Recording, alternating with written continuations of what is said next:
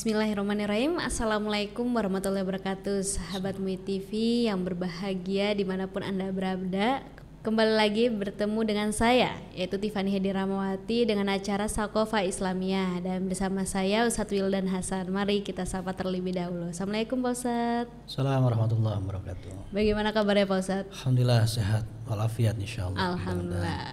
Kegiatan setelah Ramadan ini apa nih Pak Ustadz? Ya, terakhir kita masih disibukkan dengan berbagai problematika umat ya, khususnya di Majelis Ulama Indonesia.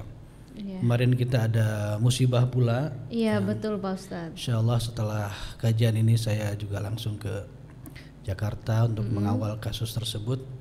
Mudah-mudahan tidak menodai hasil dari susah payah ikhtiar kerja keras kita selama Ramadan.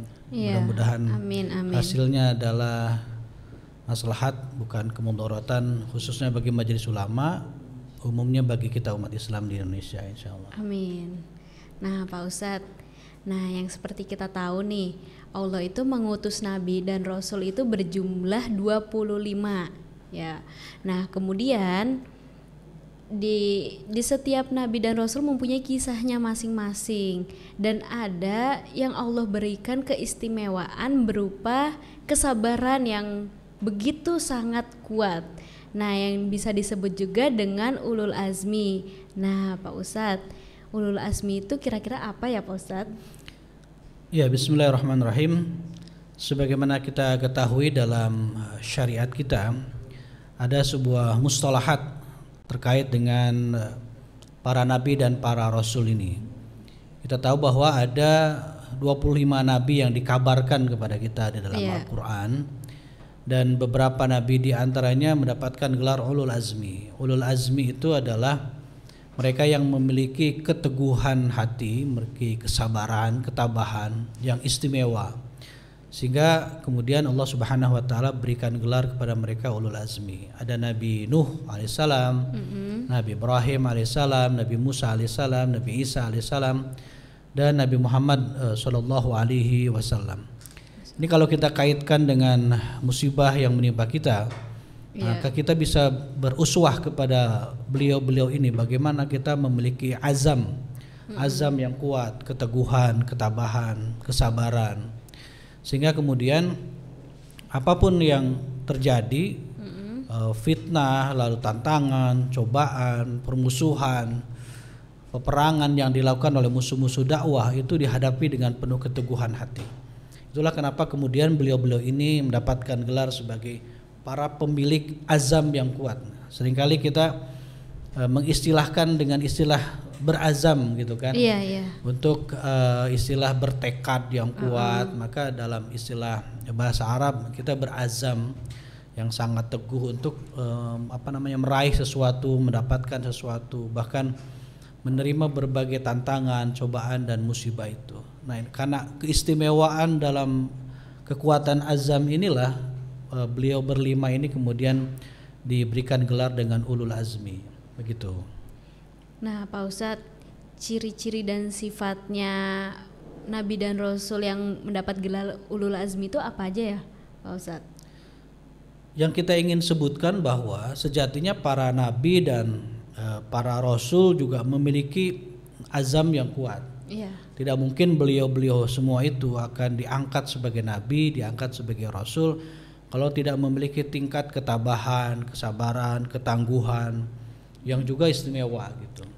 Hanya tentu saja ada yang makomnya gitu, tobakotnya itu di atas rata-rata gitu. Jadi kalau para nabi dan rasul saja ketabahan, kekokohan itu di atas rata-rata manusia biasa, maka ada ulul azmi yang ketabahan dan keistimewaannya di atas rata-rata para nabi dan rasul yang lain begitu. Seperti kita ketahui kisah Nabi Ayub alaihissalam. Allah berikan ujian, kekayaannya habis, kesehatannya habis dan lain sebagainya. Istrinya sempat meninggalkan beliau gitu kan karena penyakit yang diderita, tapi memiliki keteguhan, kesabaran yang luar biasa. Nah, tentu saja ciri-ciri dari keistimewaan ulul azmi ini selain yang pokok tadi bahwa mereka memiliki keteguhan, kekokohan tekad yang luar biasa, juga syariat mereka adalah syariat yang disebutkan oleh sebagian ulama itu memang diamanahkan untuk seluruh manusia yang ada pada saat itu. Sebagaimana Nabi Muhammad SAW disebutkan oleh Allah, wa ma arsalnaka illa rahmatan lil alamin itu. Nah, oleh karena itu syariat beliau ini adalah syariat yang pada zamannya diperuntukkan untuk seluruh makhluk yang ada pada saat itu. Kemudian mereka adalah orang-orang yang senantiasa tidak pernah untuk menyalahkan umatnya gitu ketika berdakwah. Mereka adalah orang-orang yang senantiasa berharap umatnya ini suatu saat akan mengikuti dakwah beliau. Sebagaimana Nabi Muhammad SAW tatkala beliau diusir dari Taif, ketika beliau mendapatkan penentangan di Makkah, beliau kemudian berupaya barangkali penduduk Taif itu berbedalah dengan penduduk Makkah itu. Cobalah saya berdakwah ke sana. Tapi ternyata kemudian sudah ada orang-orang Makkah yang memprovokasi dan memfitnah Nabi Muhammad di Taif, sehingga para petinggi, para tokoh-tokoh di Taif itu memprovokasi anak kecil, orang-orang gila gitu kan, untuk menolak Nabi Muhammad dan melempari beliau. Dan beliau tersakiti gitu, bahkan beliau badannya terluka berdarah. Nah, malaikat Jibril kan menawarkan, bagaimana kalau gunung ini aku balikan aja ke menimpa penduduk Taif itu sebagai balasan atas kedurhakaan mereka. Kata Rasulullah, enggak, jangan. Mereka berbuat seperti itu karena mereka enggak tahu. Mudah-mudahan suatu saat kalau mereka tahu, mereka akan menjadi pendukung dakwah yang paling kuat itu. Nah, jadi pada umumnya hal-hal seperti itulah yang kemudian menjadikan beliau-beliau ini mendapat gelar ulul azmi, sehingga sampai titik darah penghabisan, katakan sampai akhir hayatnya dakwahnya itu beliau tidak berhenti. Seperti Nabi Muhammad SAW pula, bahwa ketika beliau terus mendapatkan penekanan terhadap dakwahnya oleh kalangan musyrikin Quraisy di Makkah itu, dan musyrikin Quraisy juga menekan pamannya Abu Thalib. Itu beliau seringkali dipanggil oleh paman, ini gimana nih paman-pamanmu sendiri yang menentang dakwahmu nih, ada Abu Jahal, Abu Lahab gitu, Abu Sufyan dan lain-lain. Mereka nggak terima oleh perilakumu selama ini gitu. Dan seringkali kemudian dengan tegas Rasulullah menjawab, salah satu jawabannya adalah, kalau matahari diletakkan di tangan kananku, bulan di tangan kiri, agar aku menghentikan dakwah ini, aku tidak akan pernah hentikan. Suatu ketika beliau kemudian dipanggil kembali, lalu kemudian turunlah surah Al-Kafirun gitu. Ketika mendapatkan bujukan, kan tantangan itu tidak mesti dalam bentuk kekerasan, tapi juga terjadi dalam bentuk yang lebih halus gitu, lebih soft. Beliau diajak untuk bergiliran menyembah gitu, bergiliran berganti Tuhan. Maka turunlah surah Al-Kafirun. Suatu kali datang kembali mereka itu kepada paman beliau gitu. Barangkali mereka berharap kalau melalui pamannya itu Nabi Muhammad bisa agak lebih melemah gitu, lebih bisa terbujuk gitu, karena beliau sangat hormat kepada Abu Thalib. Maka kemudian Nabi Muhammad SAW mengatakan, bagaimana kalau aku ajarkan satu kalimat kepada kalian yang apabila kalian meyakininya, maka seluruh bangsa Arab akan datang tunduk kepada engkau, dan seluruh bangsa-bangsa di dunia juga akan tunduk kepada kalian gitu. Apa itu kalimat? Beliau katakan, la ilaha illallah. Kalau kalian meyakini kalimat ini, maksudnya masuk Islam, maka kemudian seluruh bangsa akan takluk di bawah kaki kalian. Dan memang itu kemudian yang terbukti kan, kaum muslimin tidak memerlukan waktu yang panjang, belum setengah abad, sampai kekhalifahan Umar bin Khattab saja 2/3 dunia itu sudah dikuasai gitu, di bawah kalimat dan panji la ilaha illallah.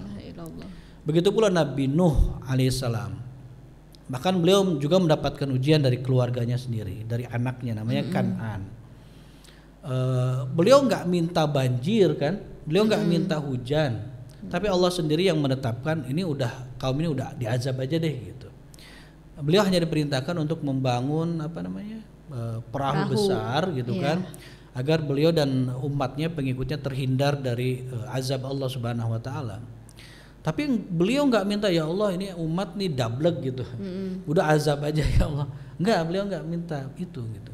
Nabi Ibrahim alaihissalam juga dakwahnya sangat struggle gitu kan. Beliau menghancurkan berhala-berhala di istana Namrud, lalu dengan kecerdikannya menggantungkan kapak di di patung terbesar. Ketika Namrud mendakwa, kata Nabi Ibrahim, tanya aja sama patung yang paling besar, barangkali dia yang menghancurkan. Gimana bisa sebuah patung bisa menghancurkan patung-patung? Ya, kenapa kalian menyembah sesuatu yang gak hidup gitu kan? Dan seterusnya. Dan Nabi Ibrahim ini kan oleh Allah Subhanahu wa taala diberikan kedudukan sebagai imam bagi manusia. Wa idzibtala Ibrahima rabbahu fatammahun qala inni ja'iluka lin-nasi imama. Dan ingatlah ketika Nabi Ibrahim itu diberikan banyak ujian besar dan berat.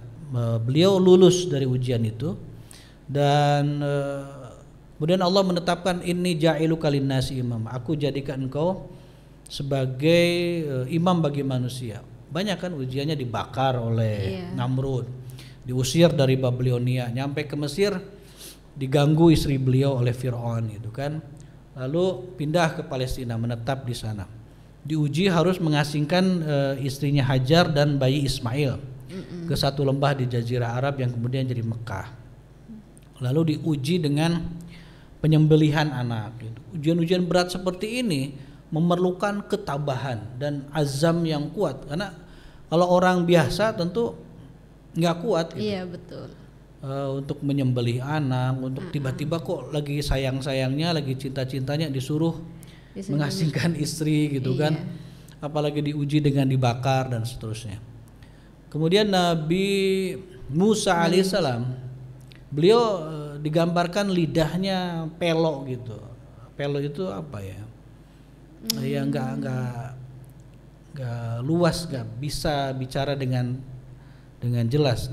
Ada yang menyebutkan karena ya beliau merasa sungkan gitu, bagaimanapun juga Fir'aun itu bapak angkatnya gitu kan, yang mengasuhnya, yang membesarkannya gitu. Sehingga kemudian beliau perlu teman, maka beliau minta Harun kemudian jadi nabi untuk bersama-sama menyampaikan dakwah itu. Ujiannya berat, ujian harus menentang semacam orang tua sendiri. Orang tua sendiri, ya, lalu kemudian menentang satu-satunya penguasa yang tak tertandingi di dunia pada saat itu, Fir'aun ini, yang mengaku jadi Tuhan gitu. Lalu yang bala tentaranya amat sangat dahsyat. Diuji pula dengan kengeyelan kaumnya sendiri, kaum Israel, kaum Yahudi itu, kaum yang terkenal sangat ngeyel gitu. Susah lah diatur. Susah betul diaturnya. Jadi kalau harus berperang itu kaumnya mengatakan, pergilah engkau berperang, kami menunggu di sini gitu. Kaumnya begitu. Waktu diajak menyeberang Laut Merah saja sulitnya minta ampun. Jadi tantangannya internal eksternal. Internal kaumnya sendiri ngeyel, pembunuh para nabi kan, kaum Bani Israel itu. Lalu kemudian eksternalnya penguasa terkuat saat itu yang juga adalah bapak angkatnya sendiri. Tapi beliau nggak mengeluhkan itu gitu. Ketika beliau minta bertemu dengan Allah saja, bukan karena beliau merasa berat atas dakwah yang dibebankan gitu, tapi kerinduan yang sangat tinggi agar beliau bisa berjumpa dengan Tuhannya itu gitu. Jadi bukan karena ketidaksabaran. Berikut pula Nabi Isa alaihissalam, dengan ujian-ujian yang berat yang ditimpakan kepada beliau oleh kaumnya sendiri gitu.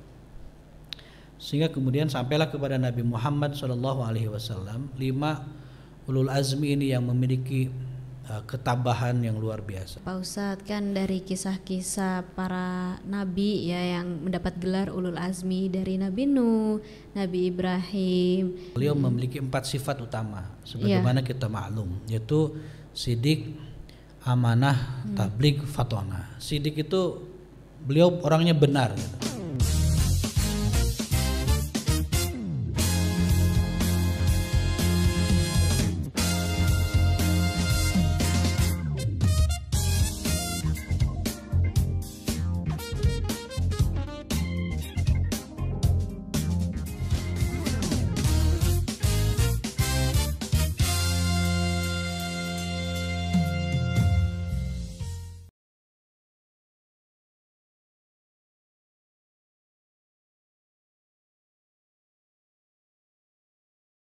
wabarakatuh.